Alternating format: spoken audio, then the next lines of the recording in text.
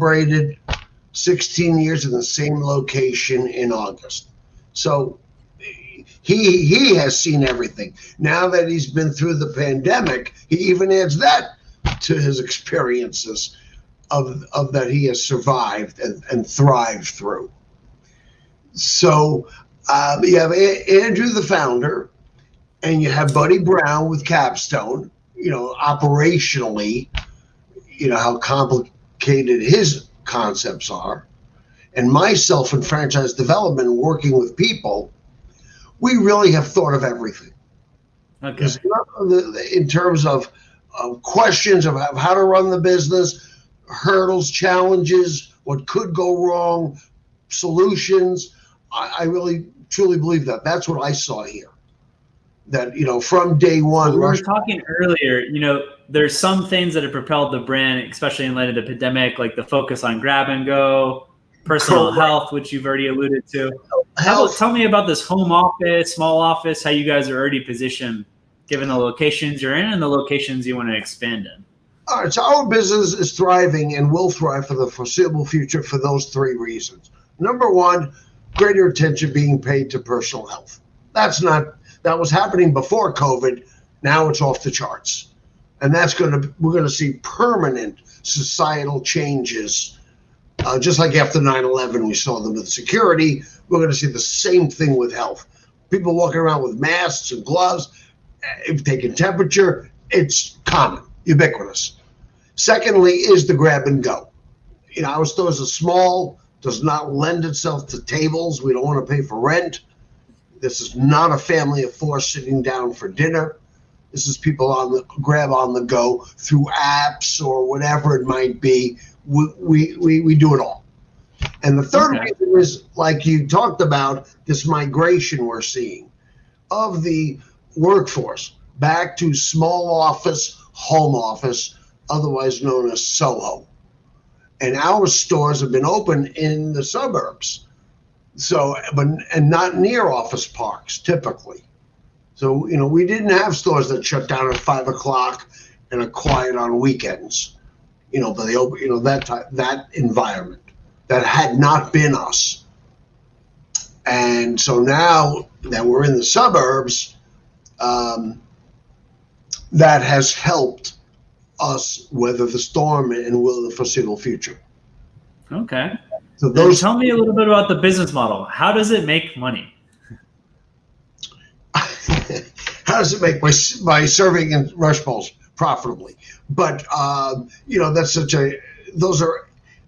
a question that could take endless discussion. So what I like to tell people, for those that are out there, if you want to let's just pump the brakes for a moment. And if you grab a paper and pen, and visually, you can think of this business model as a three-legged bar stool that you as the owner or owners sit on top of, typically without the need of a salaried manager. This business model was developed, and some people call it semi-absentee ownership. Others call it, arm's length drive-by management. You get the idea. We do not expect owners to be behind the counter, and we don't need owners to change their careers unless they want to. And that's a whole nother subject. So assuming that someone just staffs this out with part-time hourly workers, this can be done and is being done semi-absentee because of the three legs. And we label the first leg simplicity. This is all about you as the owners and your ability to do this, to execute what Andrew's been doing for 16 years. And now we have other owners doing it for anywhere from 1 to 4 years, or 1 month to 4 years. So simplicity meaning there are not many moving parts to this. Very few things that could go wrong as compared to one of Buddy Brown's, Carl's Jr.'s, or Hardee's. Easy to train people, easy to replace. You need to parachute in as the owner in an emergency and replace someone behind the counter for a shift, not the end of the world. We don't want you to do it, but if you had to, you could do it. So, and there are other parts of the business model that I'll point out to you if we get into it individually that lend itself to simplicity. We do keep referring to it.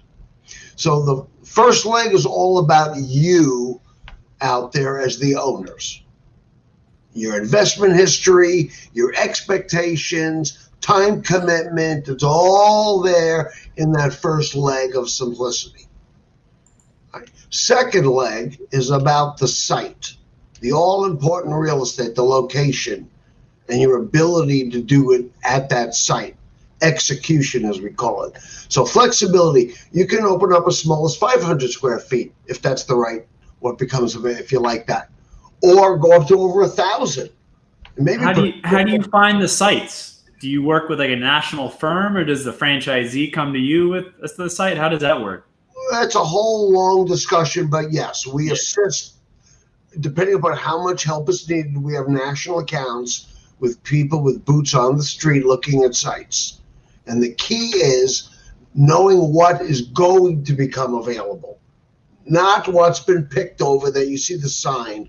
We know it's available. Who's losing their lease? Who's building new stores? Who's getting kicked? That's what we want to know. And by having a national, you get the market color with the realtors that are in your network. And we want someone to earn their commission paid by the landlord, not by you. So the second leg is, and it's also about neighborhoods. Where do we look to? Where do you start? Because if you've never done this before, you can look at it, it's like looking at a skyscraper. Whoa, where do I begin? So in any major city, the first place in terms of priority to look, what the realtor knows to where to look, near schools, universities, colleges, high schools even. We want to be near schools. But just because you may want to open there does not necessarily mean you can, because of real estate. And is there a particular demographic that you do better with or worse with? Well, again, college students are perfect. Yeah. All right. Plan B, we like to open up near hospitals or medical centers. Okay. So demographic, healthcare professionals and patients of all ages. A third type of location is what we call gentrified. In some downtown areas of urban areas, what used to be Skid Row, today brick lofts, condos, yoga studios, and Starbucks. Or you go out into the burbs, where you see new shopping plazas, Home Depot, new high schools. And lastly, so schools, hospitals, neighborhoods, and lastly, what we call activity neighborhoods, a beach, ski resort, regional airport, tourist attraction. That's where it's just people you might never see again. Thousands, millions of people walking by. Any lessons learned for locations that didn't do as well, like that weren't in one of those categories, or were you guys just pretty strict from the beginning? Well, yes, but it's always in hindsight. For example, we had a store open earlier this year, downtown Detroit. Okay. As killer gets. For those of you that may know Detroit, the landlords was the Ilitch family. They owned the Detroit Red Wings. They own Little Caesars Pizzas. They're Detroit all over. They own the skyscraper across the street. So they put them in a Fox Theater, where they hold all the Broadway shows. They had an entrance off the street, an entrance from the Fox Theater, across the street from the skyscraper, near the ballpark. This thing was perfect until COVID. Okay, yeah. Okay. Theater, sports. Everything shut down. They're struggling. They're struggling, but they're getting relief, free rent, all that. But still, nothing is perfect. Up until now, we've made so much success at universities. That's where we open. There's a lot of schools have been closed. So this year, the university school stores have they've done less than 20% growth. So that is. I've heard some food businesses are down 50%, 70%. So yes, we have weathered the storm because of health reasons, grab and go, and on the Soho. Those are three factors that are reasons for our growth. So we're well positioned. That makes sense. We're well positioned. And imagine there's some people listening now that might want to invest in a Rush Bowls, but just don't know how much it costs to open one and how much they need to have in terms of cash. Could you talk a little bit about that? Boy, now we're really peeling back the onion. Sure. A back of the envelope budget. The idea is that we would like to see you open. It also depends upon the city. Opening up in downtown, if you open up in Manhattan, New York, or Chicago, is going to cost a bit of a premium, about 20%. Again, go back to the simplicity leg and go back to Rush Bowls. We've thought of everything, including site and site selection and lease negotiation and budget to get open. We want to see you open for as close to $200,000 as you can. Okay. We may as well break it down. Where does the money go and what could go wrong? Let's not kid ourselves. So if we come to terms with somebody and we want to get married, as we say, then we will, without any hesitation, sign an agreement for one store. And the owner will then write a check for $45,000 to Rush Bowls. That's the licensing fee, one-time lump sum for one store. Okay. Now they have $45,000. Now we're going to go out and find that site, and understanding that Rush Bowls makes no money until you open. We charge a 5% royalty on sales. So we then will, once you have the site, plan on spending up to $80,000 for all your furniture, your fixtures, and your equipment. Otherwise known as FF&E. So does the landlord cover any of that? Have you seen that, or maybe? That's a maybe. So assuming that you do spend the $80,000 and you've already spent the $45,000, that brings you to $125,000 invested. All right. Now comes the great variable. Literally $0 up to $50,000 for what we call tenant or leasehold improvements. What needs to happen to the site to get it ready for Rush Bowls, and who pays for it? Flooring, wiring, plumbing, what was there before? So many factors. And that's all part of negotiating. And we'll help. But we think, worst of circumstances, we don't want to see you spend more than $50,000 for that, budgeting for that. So assuming you spend that $50,000, that takes you to $175,000. And now you'll need to dedicate another $25,000 for what we call administration. Your business licensing, your inventory, your training. Again, go back to simplicity. There's not a lot there. You're not buying all kinds of signs and all types of furniture, and it's not for 800 square feet. So assuming you're going to spend $25,000, there's your $200,000 budget. And if anything could go wrong, where will it happen? At that tenant improvement stage. Right? Even if the landlord's paying. That's a big variable, because it'd be contractor could go over budget. If you don't we do not do it for the owners. The owners must do this for themselves because they're there to write. We'll show you how. We'll tell you what to look for. But you've got to ride herd over that, otherwise it'll get away from you. But if you manage, if you do it right, if you can execute, go back to simplicity, it should come in at no more than 200,000. Maybe 250, okay. Maybe 250 in Manhattan or Chicago, the major, the A markets. But we like B markets. We have a question. We have a couple of questions coming in, Philip. Oh, that you know about that. So one from Luis. Rush Bowls can evolve or operate as a dark kitchen or ghost kitchen for delivery. Can the franchise adapt to this model? Do you have some pilot or proof of concept around this? No, we do not. We are still considered an emerging brand.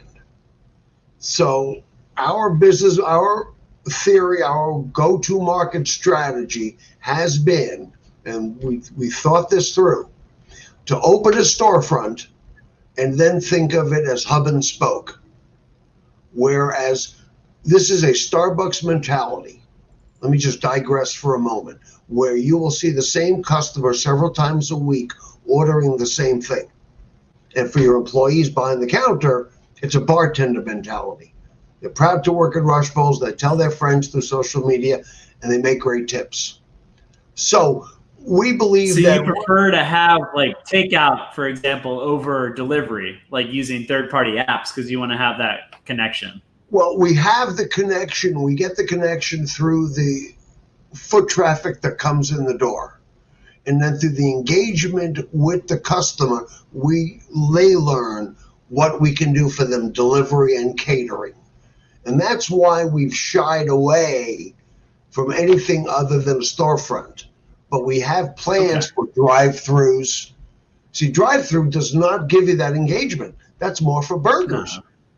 So, but once you have that relationship with the customer, we think then you can afford to have the non-engagement. So the question about a dark kitchen and a proof of concept, not yet. We're waiting for a thing of hub and spoke, where owners are opening their storefronts. Some are building empires, but they've decided on more storefronts as opposed to food trucks, drive-throughs. And it's probably different because a lot of food concepts, it costs like $500K, $700K to open up. So a ghost kitchen might make more sense for them as an alternative. But it's also the dark kitchens that need the complex equipment. Grease traps and hoods, freezers, blenders, and a cash register as the equipment package. So there's less of a value add for the ghost kitchen for your firm, for Rush Bowls compared to burger or chicken franchise. So far, we've been able to handle the delivery and the catering at the store. Okay. And we have another question that I'll handle from Mishu. Any idea when all the U.S. consulates are going to open and start normal visa processing? So I imagine Mishu wants to apply for an E2 investor visa. Many of the consulates are already open. We've had approvals in Hong Kong and Norway. There are many U.S. embassies and consulates currently processing E2 visa applications for franchises like Rush Bowls. So, that's something to definitely consult with your attorney. But there are ways that you can come to the U.S. on another visa and change your status here in the United States for the E2. So there's definitely ways, if you want to move here and you have the cash to invest in a Rush Bowls franchise, there are definitely ways that you can get an E2 visa right now. Yeah, I don't mean to get political here, but now that we'll have a change of administration, they saying that they are going to be more open to accepting E2 applications. Exactly, and they're getting rid. Biden wants to get rid of some of the green card caps. So for those that want to, after getting the initial E2 and then eventually want to get permanent residency, it should be more flexible in that regard. It's supposedly going to become simpler. And then how many hours does a typical owner work in the business? Well, it depends upon, of course, experience and skill set of, again, go back to that first leg of simplicity. Our modeling that we've seen is this. If someone has never done this before and someone keeps it a separate profession and they're opening their first store, the first 6 months, we're seeing about 20 hours a week. Okay. Second 6 months, we're seeing about half of that, about 10 hours a week. And is it kind of random hours throughout the week? Is it mostly during the week, mostly weekend, or depends upon the site? Depends upon the site. And you as the owner, you see, one of the best, again, go back to that first leg of simplicity, 98+% of the transactions at the store are non-currency, non-cash. Okay. So they can monitor from their phone what's going on. Well, yes. In other words, there's very little opportunities for sticky fingers. All right, that's why you as the owner don't need to be there. Back in the day, that's why owners were slaves to the stores, because the cash register. But now, between electronic banking and real-time accounting from your phones, you'll know when your hours to be busy are. The safeguards are in place. Well, not safeguards, but you can pay. You'll know when you'll need to pay attention. When you open in the morning, on a Friday morning, November 20th, typically one person behind the counter. Okay. One person during the usually 2, sometimes 3 if the line is out the door. You as the owner will know because of how busy it gets when you need to be there, if at all. So you talked a little bit about startup costs for the business. Are there any resale opportunities available right now? Yes, we have a couple of owners. We're in phase 2 of franchising. And what that means is that we have had enough owners open long enough to determine whether or not they want to build empires, hub and spoke, and they're building 3rd, 4th, some are on their 5th store. Wow. Others are just happy with one, keeping employment, happy with one store, very happy with the return on their investment, but not living for the income off of it. Sure. It's a supplement. Supplemental income, correct. Active investing, that's what we call it. This is not just buying a mutual fund, and listening to Jim Cramer at night. And it's more active than maybe buying a piece of rental property.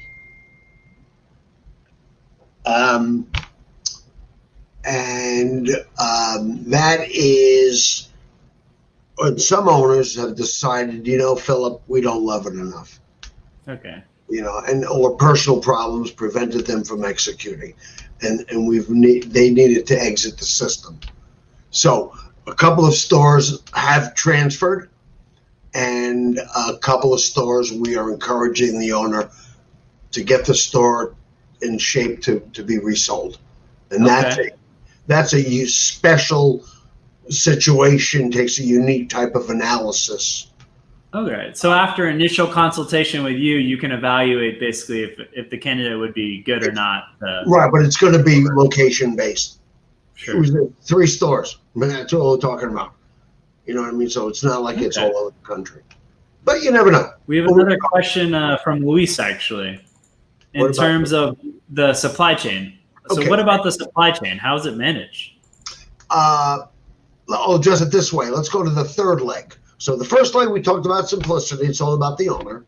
The second leg is all about flexibility of the site, size, and neighborhood. And the 3rd leg, which we haven't discussed yet, we label it transparency. It's all about us at Rush Balls. Okay.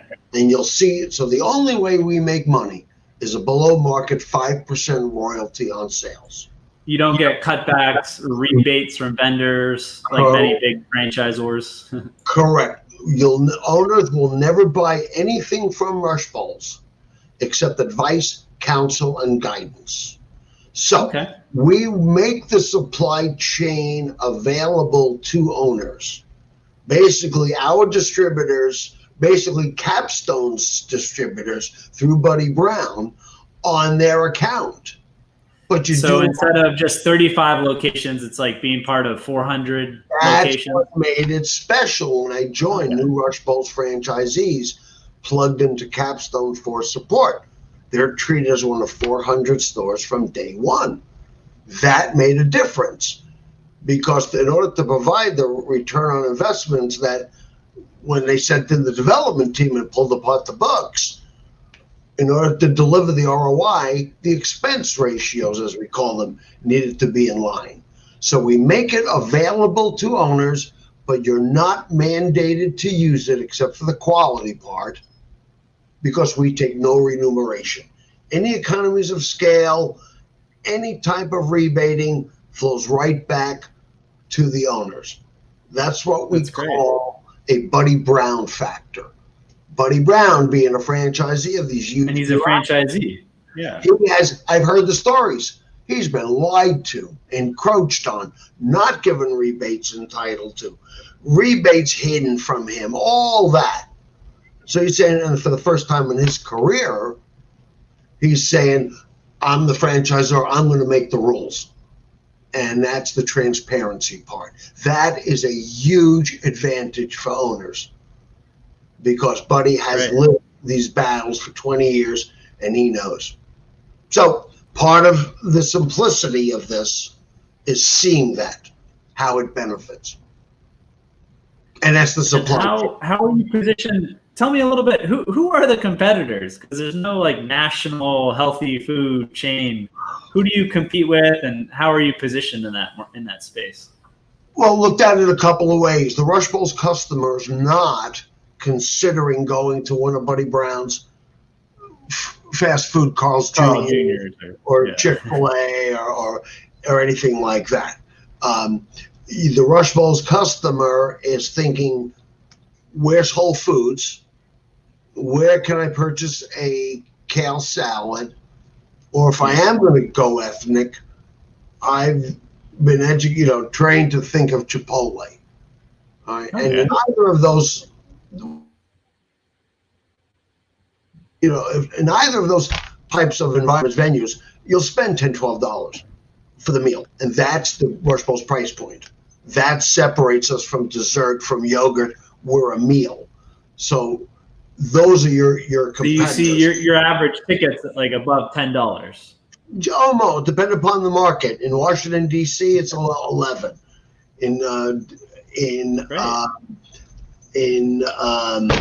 Where we just say in Salt Lake City, it's 9.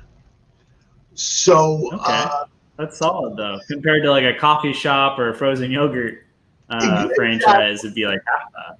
Right, but we do see these healthy food bowls on the menu of like a Jamba Juice or a Smoothie King, where it's just an add-on to the menu. Okay, right? Not the focus. Correct, and that helps us. All boats rise with the tide.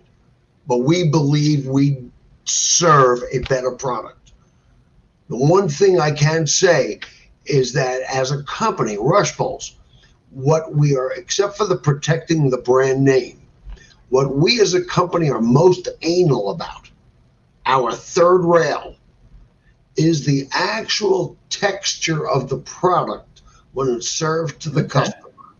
That's a difference maker, and that's why we come to the stores to train the staff. We will not leave that store unless those bowls are perfect. And we secret shop as needed. We'll know if it's not being done right. Because you mentioned DC. Where else do you want to grow? Where do you see the biggest opportunities right now for Rush Bowls?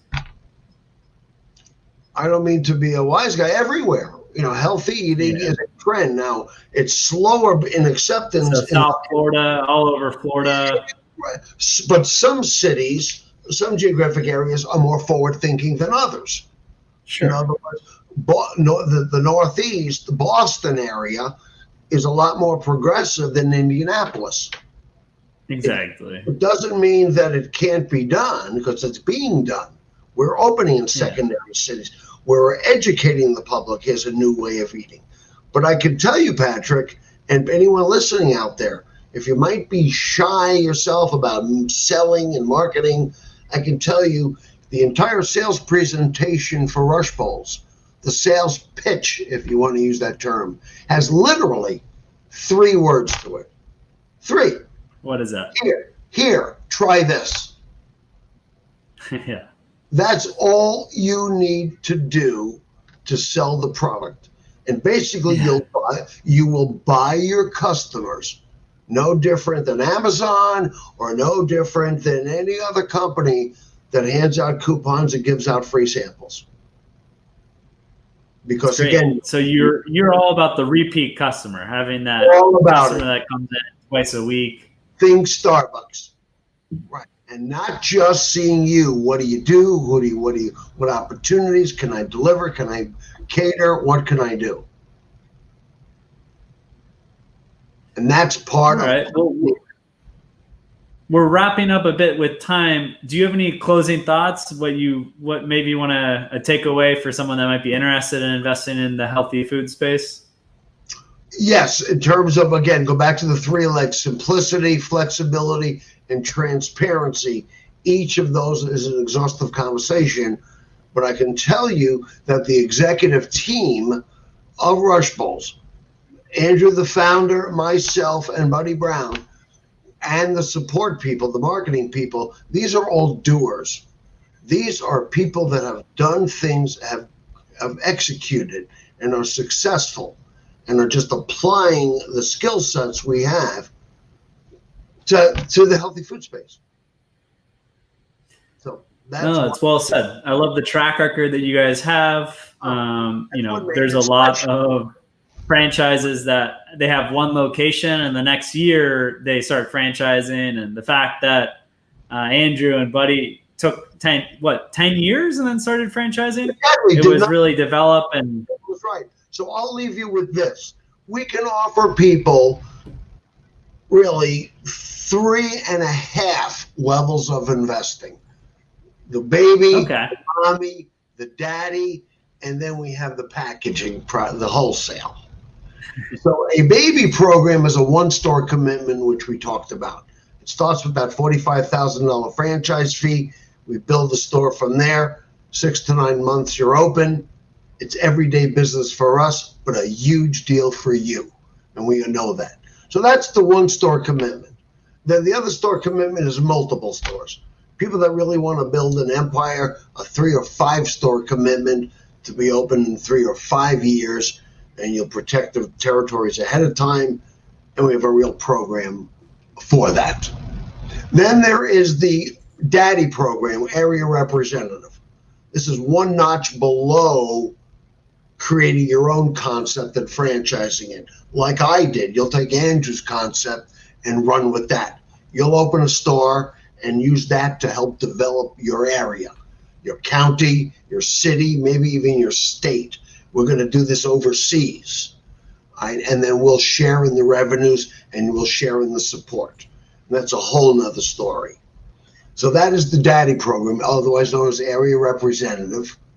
And then next year, we will be reintroducing a wholesale product, Rush Bowls in a package. That's exciting. Yes. So that should help build brand awareness, I imagine. Correct. As a brand extension, Andrew, the founder, again, give him all the credit in the world. About 7 years into his working with his brand, before he met Buddy, he did get a little bored. And instead of opening more stores, he created a packaged product that's frozen, pint-sized, with a Rush Bowls label, looks like Haagen-Dazs the way it's packaged, and it is commercially made with preservatives, with stabilizers, so it's not as healthy as freshly made.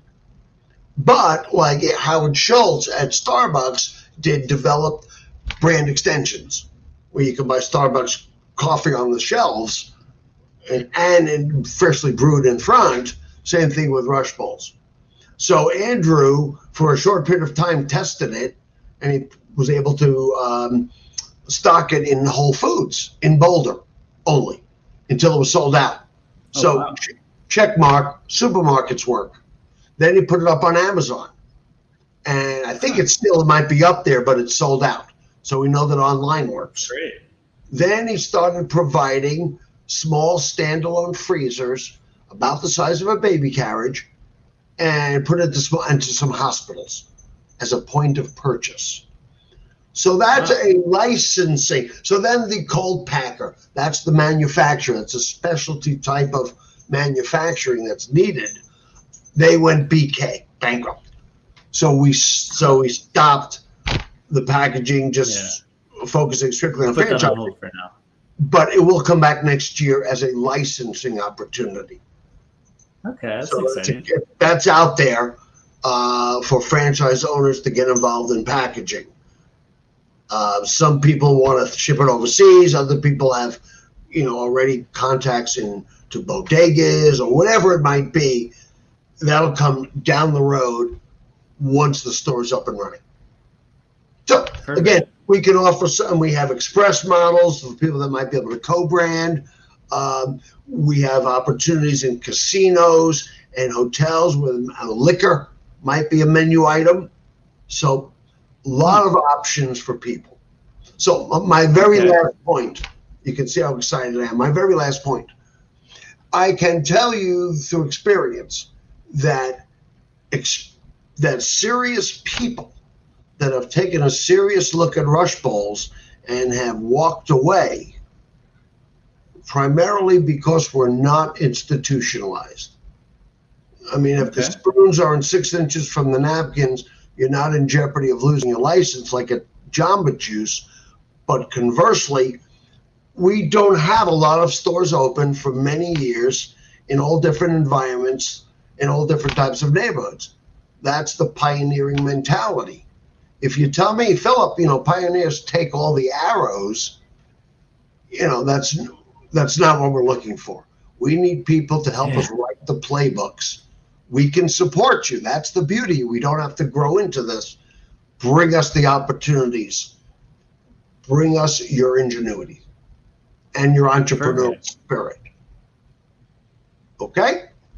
Thank you. Well, Philip, thanks so much for having me on. I just shared a link. If you're interested in scheduling a call with Philip to learn more about Rush Bowls, there's a link here. Check it out on embeddedbiz.com and take a look at their profile. And Philip's available for any consultations. Excellent. I look forward to working with any of you in your individual situations and see if we can make it work. Perfect. Thanks so much. Well, thank you. Have a good weekend, everyone. You too. Bye-bye.